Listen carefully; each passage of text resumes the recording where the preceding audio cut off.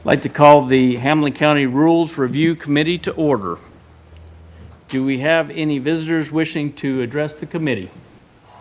You will have 5 minutes. And before you do, let me explain something. I put on here that, on the agenda for 3 minutes, and it's been brought to my attention that we always do 5 minutes, so you will be allowed to speak up to 5 minutes.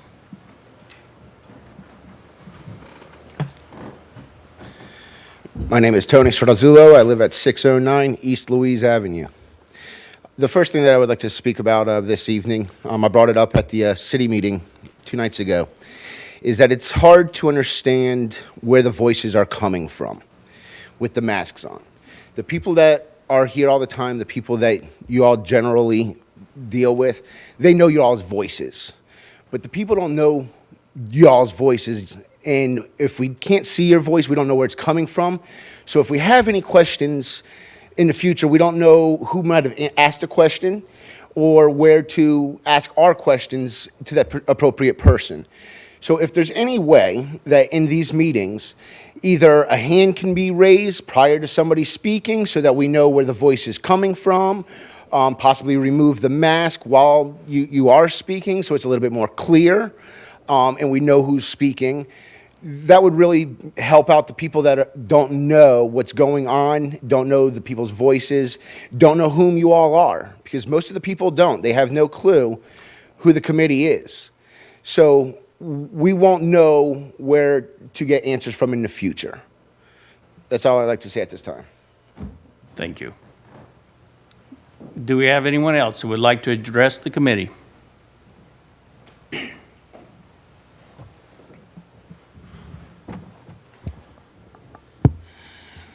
My name is Linda Noe. Is this working now, or?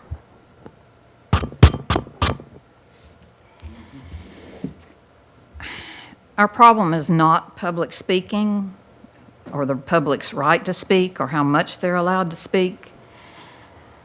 You've always had 5 minutes for committee meetings, and yet somehow, and I will take it that Mr. DeWard made an error, that he put 3 minutes. And he said it was because, well, nobody ever talks over that much. That's fine. Then leave it at 5. If they talk 3, fine. If they talk 4, fine. If they talk 5, fine. But I think you're probably headed toward trying to cut down on committee speaking. You're obviously trying to cut down on public speaking completely. And I don't mean cut it out, but restrict it. You need to leave the public speaking rules alone. This rules committee should not be used to try and restrict public comments. Use it to pass citizen-friendly rules that not only allow but encourage public participation and provide responses to those comments at the meeting or within 10 days after the meeting. So many people say something or ask something, and it's just like, whoosh. There's absolutely zero response.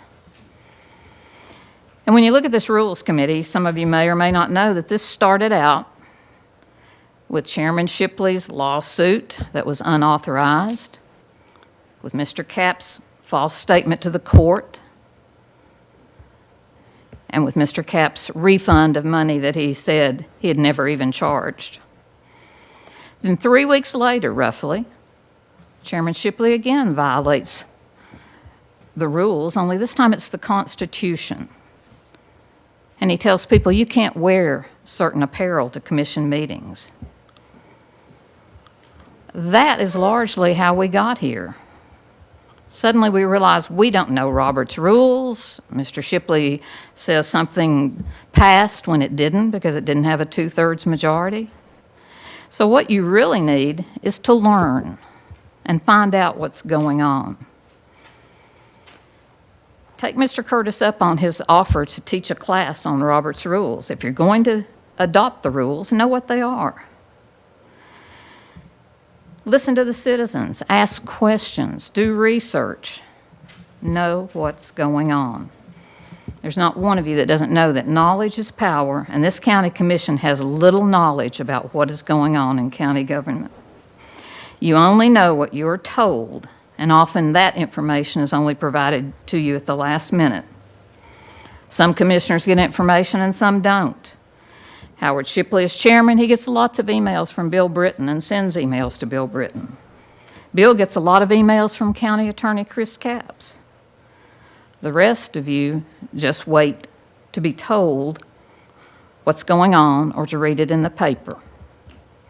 An example is when the paper reported the jail estimate and said that Bill Britton had been working and the committee had been working on jail design savings. But this commission had never been told that. You read it in the paper. So when you go tonight, I'd like you to consider, forget the review the guidelines on public comments. Leave them like they are. Nobody has objected. Maybe commissioners are objecting to people speaking, but that certainly does not come from the people. Secondly, I'm going to pass out some information for you. It is the Morristown, Tennessee Code of Ordinances. Now, this goes a step slightly beyond what you're talking about, which is to determine what the rules of this commission are. But this is what you need. So you don't have to, when there's a question, is there a 10-day rule? What's the 10-day rule? You have to run down to the minutes or to the county clerk and get that. When Mr. Britton and Mr. Ramsey were making false statements about the Joint Economic Board and false statements about me, that's where I went. Well, I'd already gone there. I knew the answers. But that's what you have to do now. But if you were in the city of Morristown, you pull up the code, and it tells you under city council, you would have rules. Under mayor, instead of city attorney, you'd have county attorney. This is what you need to solve your big problem, which is not just the rules of this commission, but the rules of this entire, not rules of meetings, but rules of the entire commission. Thank you, Ms. Snowy. Are there any other people that would like to address the committee?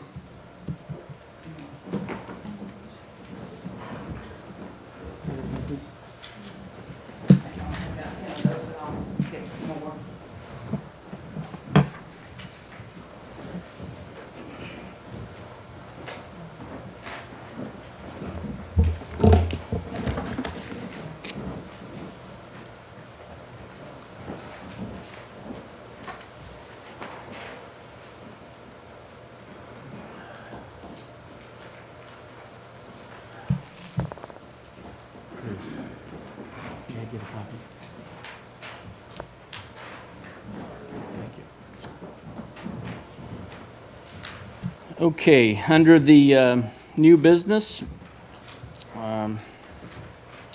in the discussion of what we're going to try to accomplish here, each of you have received a packet, and it says a lot of information about sample rules, citizen communication guidelines, items to consider for local rules, the adoption of Robert's Rules in Order, which we have adopted, and then we're going to try to customize our local rules so that they're meaningful to our meetings and appropriate for the type of structure that we would like to organize.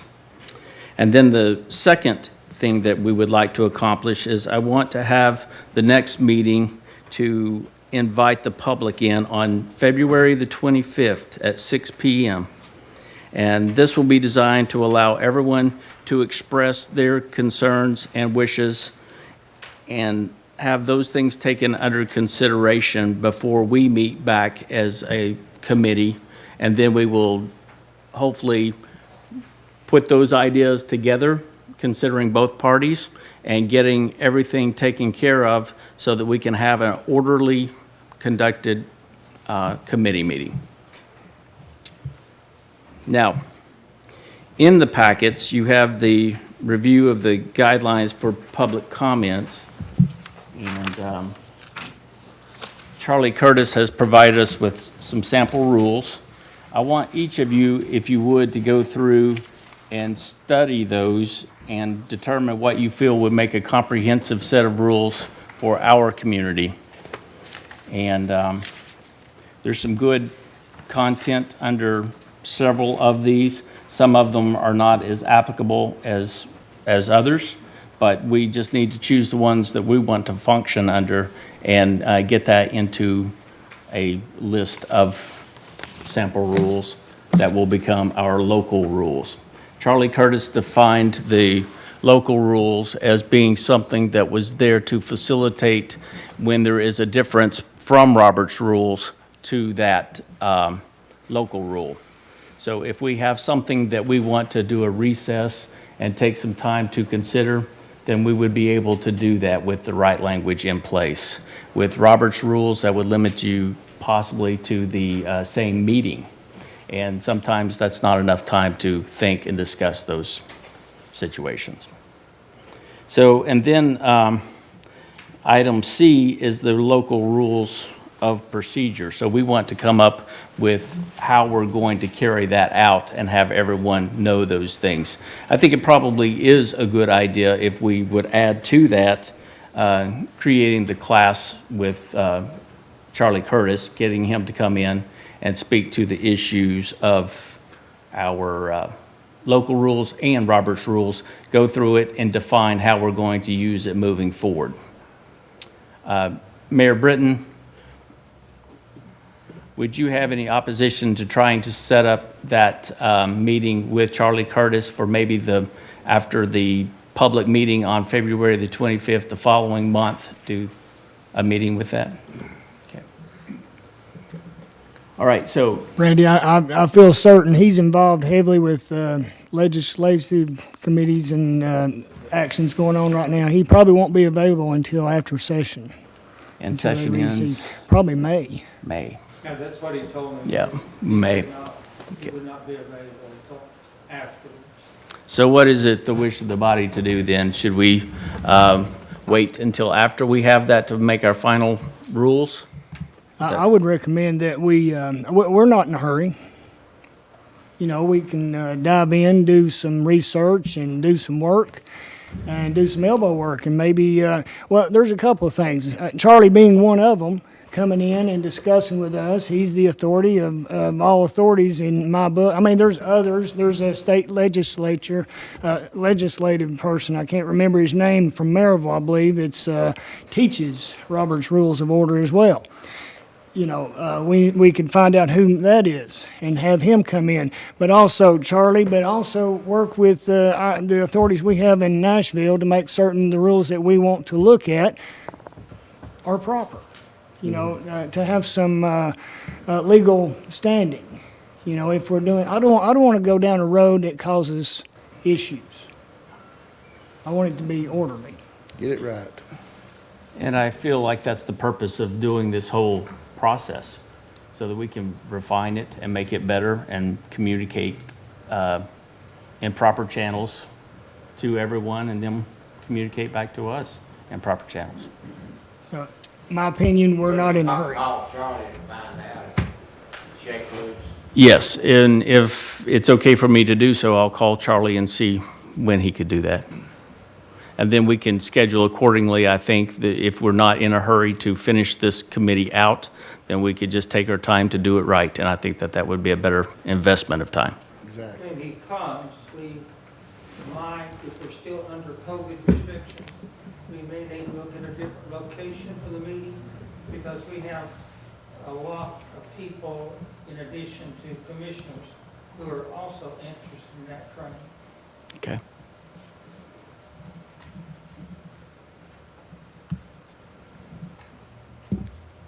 Randy, along that line, we might want to look at some of the rules.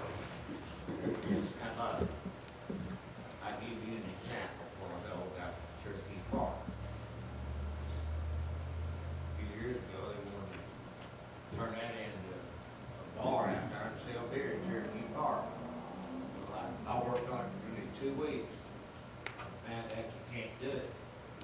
The way I found out about it, the deed says cannot sell alcoholic beverage in the park. That's one thing to be on down the line. I mean, that's just an example of how it can go wrong. Spend all that time trying to sell beer out there. Then comes down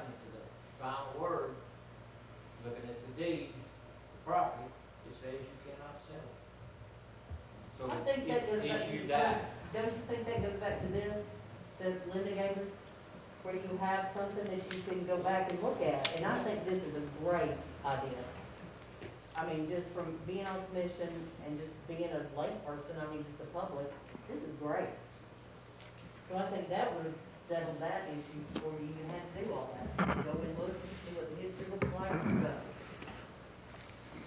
And it's likely that no matter what we do, we'll never dig deep enough to find everything that could possibly come up with a question. So we're going to need to take that and have some leeway to go back and look when we have that.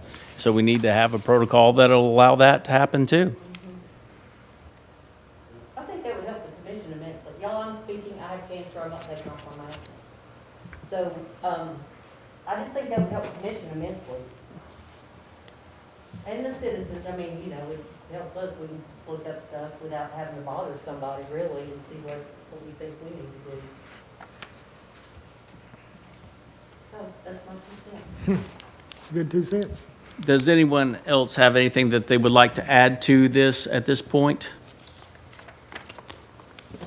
One of the concerns that I have with the rules as they are now, the way I interpret them, except for the camera issue, the rules only apply for commission meetings, not committee meetings. And so we need to make that determination whether we want to apply in both meetings. Because it's pretty clear, the rules say commission meeting, except for the camera. And the camera issue does say commission and committee meetings. And that's exactly the reason why that I had made the mistake on the setup of the 3 minutes. I thought that that was inappropriate. And I don't recall that there were any rules on that. However, we've done it that way before, so I thought it was fair to honor and let. But those types of things are going to come up, is my point. And so, yes, if we could determine what's going to happen both on the committee and on the commission meeting, I then. think something, I'm sorry. Sorry. I think something else too, I think since this is all kind of new, we're feeling our way through some of this, like adding this and figuring out putting the committees on here instead of that. I don't think any of us need to be mean to anybody about anything, we just need to discuss it, because the input that you get from outside is huge too. Yes. Stuff we don't even think about. I never even thought about this piece of paper right here. I mean, and it's brought in from the outside. All the experience you have is only what you can bring to the table. And I do think we need to listen, but I think there needs to be respect on both sides of it. So that's my other 2 cents. Well, I think that that's a good statement of what we're trying to accomplish, and I appreciate those words because I believe that's exactly what we need to do. Our goals here are to make it where we have a respectful display on giving communication out to the community, and we want to be respected in the way that we handle things as well. So hopefully we'll get to that goal, and things will run even smoother. Anyone else? Mr. Chairman, I noticed in the packet that there are snippets from other counties. Just, small snippets of what they may have in the rules. I'm wondering if CTAS could identify a county that has a good set of rules that's bound or put together that we could use as a model. I think that's a great idea. I do too, and as long as that is what the body prefers to do, I can reach out to CTES and find out that very thing. Is that acceptable? Absolutely. Yes. We may have part of that already in the packet, I'm not sure. Charlie sources, but I suspect that some of it came from CTES. And that might be a good, after we make our set of rules, then maybe we should present them to Charlie and see if he feels like it's comprehensive enough and can meet most of the challenges that we face in having these Right. discussions. That was kind of my point, that maybe we could do some groundwork and then have Charlie come in and maybe teach the class, or we present to him, and then take it back to CTAS for some approval. Because I really, I want it to be right, Yeah. to be fair. And I feel like everybody here does. And I think that that's the good news. We want to do what's right, and I think everybody out there wants us to do what's right too. And that's reasonable and should be expected. So this is a good place to maybe get some common ground.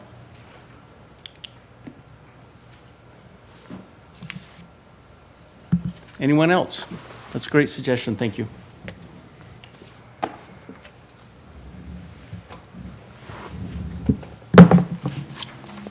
If not, Oh, I have a question. oh, sure. So how do you want us to give our input back? I mean, how do you want that? Because of course, me, I've already read this, made my notes, so, I mean, where do you want that? Well, that's what I was thinking. We'll have the meeting from the public first and let them give us Okay. what they would like to have so that when we're making those considerations, we could put them all together. I would like for everyone to go on their own and review these and pick out the areas that they felt were most helpful to our local needs. And then we could come back together for a meeting, if that sounds like the right way to do it, Mayor. And then maybe have a working discussion and sit around the table and hammer them out until we get finished with it. And that should be after the meeting with the public, because we need to understand what their interests are as well. And then that third meeting would include, hopefully, Charlie Curtis. And then the fourth meeting, we could finalize everything and then have him to review them. Let me ask a question about previous decisions or decisions that's been made by previous commission. I think we've got 3 or 4 things listed in the packet.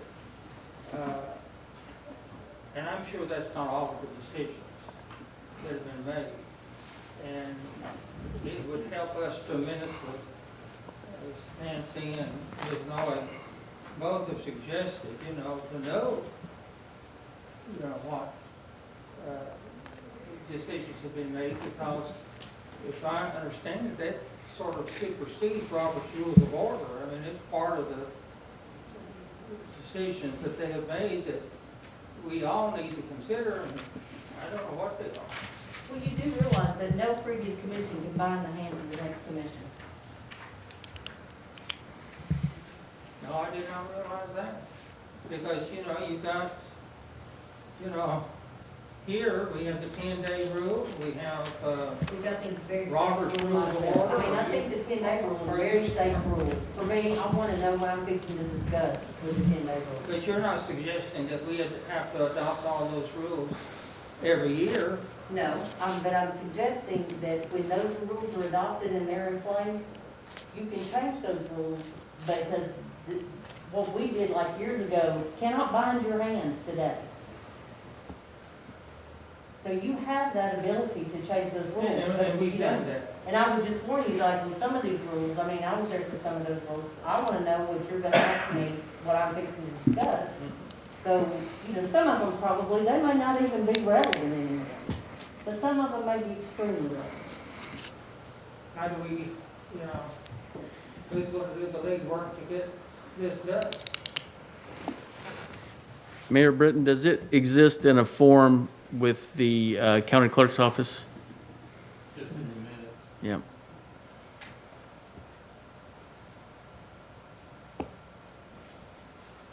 Do we have any suggestions as to how we could pull that information together? So you're saying we have to go through all of them? Be thorough. How far back? For like 20, 30 years. Well, Nancy, let me take what you're saying in another direction. If the current commission adopts a set of rules, then it will supersede anything in the past that might be contradictory specifically. Exactly, yes, because you cannot bind your hands at the next, the next body. So, yeah, I think that you would be, I think that there's probably, but I still do think that you need to go back. I mean, that's very time consuming. I don't know if you have time to do that. But I think when you have rules and regulations, I mean, some of them may be specific to one something that would be relevant still, may not be relevant ever again. But yes, when you start changing the rules and you make the new rules, those are then the rules. Does that even make sense? The thing that I struggle with on that is you'll never be able to figure out every rule that needs to be considered to make it comprehensive. And so there are going to be things that come up as time goes on that you're going to find, and we're going to have some means, some procedure to work through those when they come up. But then what you need to do is put in your rules for situations like that, that you have a procedure in place. Yes. Everybody understands it, knows it, and then you just keep moving down the road. Yes. As before, with new rules, if we develop this packet of relevant rules as we move forward, we'll have that for the next commission that comes on.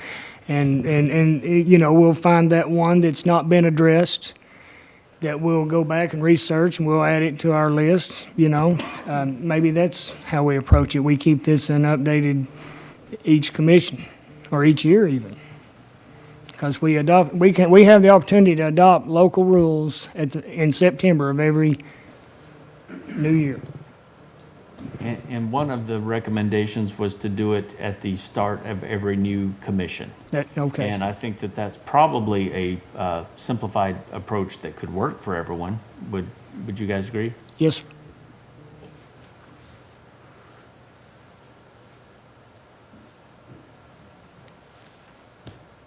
Randy, if you had a rule that was in there, 10 or 8 years ago, for instance, like this 10-day rule, if you want to change that rule, you've got to vote to change that rule. The rule's got to be changed. That's how you can vote to change any of them, or create new ones. They'll have to be voted, yeah. So you're right, we're gonna find out what rules be out first. Yeah. That's for one. So they work days. One day, might not work. Might be some technicality in there, they do like good, it was good then. Like him, we could have that on pencil and paper, it might be a rule, so everything got to be on pencil and paper. But today, it all can be on the computer. All That's can be on excellent, video. that's an excellent point, actually, because I'm sure there's some stuff in there that talks about it can't be, yeah.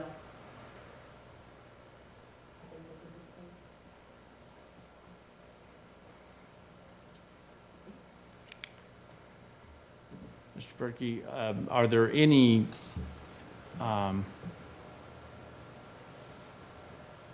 is there anyone out there that would have this type of experience that could help us to refine it quickly? Because I could see this taking an enormous amount of time.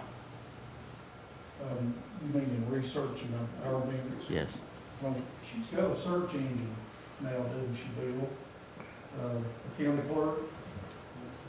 I mean, there might be some flexibility there, but I don't know how much CTAS would do for us, but CTAS is, is a great resource. And they're a great resource too, to make sure that you don't get out of the guardrails, Right. before you even get started. So, is Rick Hall still our consultant? And they have a staff in Nashville and other areas too that help with things like this. I don't know how much Rick would help, but it just seems to me that looking at the snippets that are in here from Williamson County, Anderson County, Montgomery County, that there is probably 3 or 4 counties that CTAS will know has a good set of local rules. And I would hope that, it's a lot easier to take a model like that and have it before you and then adapt it for what you're looking for here instead of trying to start from scratch. And I would, just another thought as Nancy was talking, I think she'll agree with me, is I would hope that whatever we do for the legislative body, that it's simple. Yes. That we not make technical rules and things that are subject to interpretation. I mean, the more simple, the better. And it also seems that legislative bodies, they get information from a lot of different sources. Y'all know this better than me, but they get it from social media, they get it at the grocery store, they get it at the ballot box, they get it at meetings. So that's a very crucial part of what commissioners use to make decisions. So I don't, at least with me, to Ms. Norrie's point earlier, it's a valid point, but no one has said to me that they're interested in this being more restrictive on public comment. No one has said that to me. So I would think that if we could get a model and maybe use the search engine that the county clerk has to just look for rules or regulations, see what comes up, that it would be a good start. But I think CTAS will be an invaluable resource, Mr. Chairman. Thank you, Mr. Perky. Anyone else with any comments? Yeah, Randy, I was looking at this one, I'm just curious, how much do we pay out for mileage? How much a mile? Well, it's not 38 cents. That's what I That's thought. right, no. That's a good example. No. I mean, 38 cents, that's, 50 cents, We pay the state rate, it's in the low 50s. well, 50 cents, that'd be one. Follow it.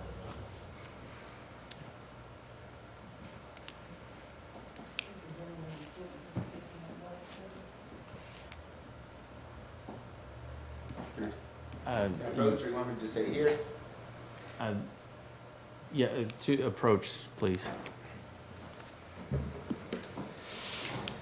I want to thank you all for giving the public an opportunity to speak on the date that you said.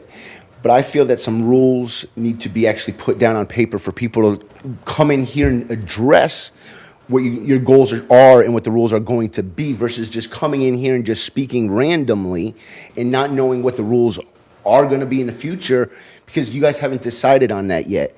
So I thank you for that opportunity, but I feel that by them not having anything to talk about or anything to read and do work on is just like all of you not getting your information, being expected to vote on it prior to knowing and doing any kind of research. So I feel a little bit that if you postpone that until you all come down with some type of guidelines, so people know what they're going to come up here and to speak about, whether or not they agree with it or disagree with it. Right now, there's just nothing. So there's nothing that the public can even come over here and be concerned about because we don't know what to speak about, what to talk about, or what's going to be on the agenda. Thank you. Thank you. And that was part of my thought process in having the community come in and speak too, because I want to make sure that we're considering those pieces as we go through this process. So it might be applicable then to have the public come in on the 25th and share their viewpoints, and then we get back together, and then we can have a second one where we can present based on that. Thank you, Randy. I appreciate that. Any other comments? I think we've got a lot of work to do, and we can get started on this process. It will be a process, and I hope that everyone will take the time now to go back and dig into the samples that we have. There's some good language, as Mr. Perky said. Williamson has some very nice pieces in what was in their language that seem to be somewhat applicable to us. So we do have some things that we can get started with, and we'll reach out to CTAS, and we will reach out to Mr. Curtis, and we'll hopefully have an agenda set by the time we meet in February.